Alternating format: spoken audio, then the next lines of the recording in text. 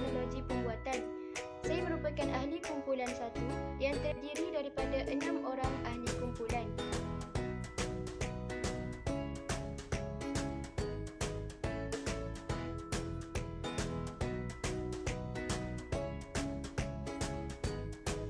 Kumpulan saya akan membentangkan tajuk pembentukan etnik dan peradaban majmuk dalam acuan Malaysia.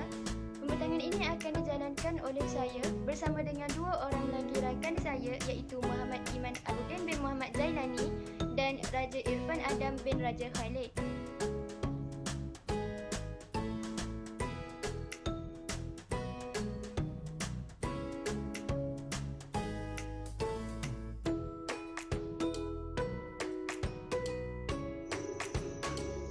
Etnik merupakan sekelompok manusia yang mengamalkan budaya yang hampir sama, contohnya adat resam, pakaian, bahasa dan kegiatan.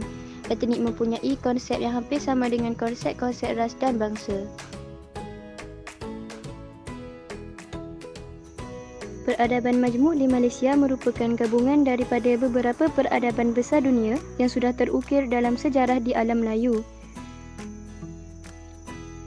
Pembinaan peradaban yang beridentitikan Malaysia bermula sewaktu kemerdekaan 1957 melalui usaha-usaha untuk mewujudkan negara bangsa.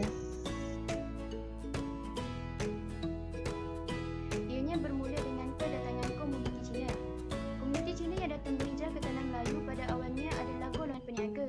Mereka seterusnya bekerja sebagai buruh lombong apabila penjajah Inggeris bertapak di tanah Melayu. Mereka mengumpul harta dan kekayaan dan ingin pulang semula ke negara China. Namun, selepas berlakunya Perang Dunia Kedua dan negara China pada waktu itu menjadi negara komunis, mereka membatalkan niat mereka dan terus menetap di tanah Melayu. Seterusnya ialah kedatangan komuniti India ke tanah Melayu yang dipacu oleh sistem kasta. Sistem kasta telah memberikan tekanan kepada masyarakat India. Selain itu, berlaku juga penindasan terhadap kaum wanita di negara India yang telah menyebabkan mereka berhijrah ke tanah Melayu. Pelbagai tekanan yang dihadapi oleh masyarakat India sehingga mereka lari dan terus menetap di tanah Melayu.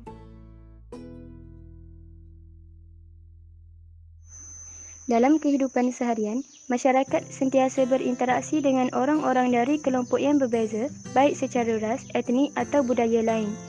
Masyarakat di Malaysia kini telah berjaya membina hubungan yang baik antara satu sama lain meskipun berbeza bangsa, kaum dan agama dengan sentiasa menerapkan nilai-nilai murni dalam diri mengikut cara kaum dan agama masing-masing.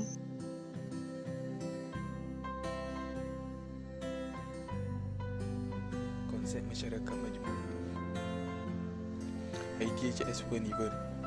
Menurut Furnival, masyarakat majmuk terdiri daripada pelbagai kaum yang mempunyai kebudayaan, agama, bangsa dan adat dasar masing-masing. Idea M. Tuzman. Beliau juga berpendapat bahawa masyarakat wujud atas dasar paksaan bukannya atas dasar nilai bersama.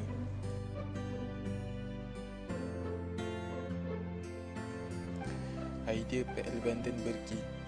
Beliau membezakan kemajmukan sosial iaitu masyarakat dipecahkan kepada kelompok korporat dan bukannya budaya daripada kemajmukan budaya iaitu wujud daripada beberapa kelompok etnik. Functional. Idea atau teori ini cuba memasukkan pentingnya unsur ras dan etnik ke dalam satu rangka dasar berbentuk konseptual dan merupakan syarat asas untuk memahami sifat hubungan ras. Perubahan politik. Malaysia sebuah negara yang mengamalkan demokrasi berparlimen dan raja berperlembagaan. Dasar pecah dan perintah yang diperkenalkan oleh British memecah belahkan kaum di tanah Melayu dan mempengaruhi corak politiknya. Parti politik di tanah Melayu pada mulanya cenderung memihak kepada kaum masing-masing. Kaum besar di tanah Melayu hanya menyokong parti kaum masing-masing sahaja. Barisan Nasional menggabungkan 3 parti politik yang mewakili 3 kaum besar di tanah Melayu iaitu Melayu, Cina dan India. Konflik dan krisis politik masih berlaku. Perpaduan nasional masih susah direalisasikan.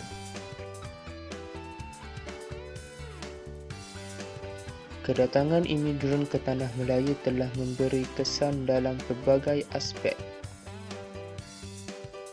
Antaranya ialah tempat tinggal. Contohnya, tempat tinggal setiap kaum dipisahkan.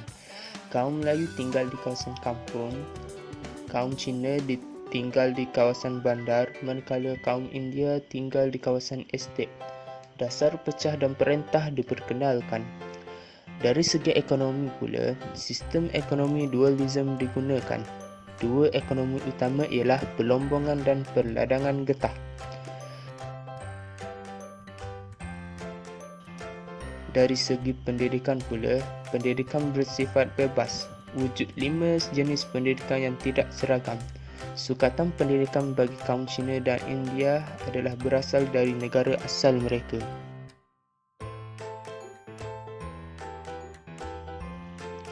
Pengajaran dan kesimpulan yang dapat diperoleh daripada tugasan ini ialah masyarakat perlulah berakhlak baik dalam diri supaya dapat membentuk individu yang berguna dan beradab.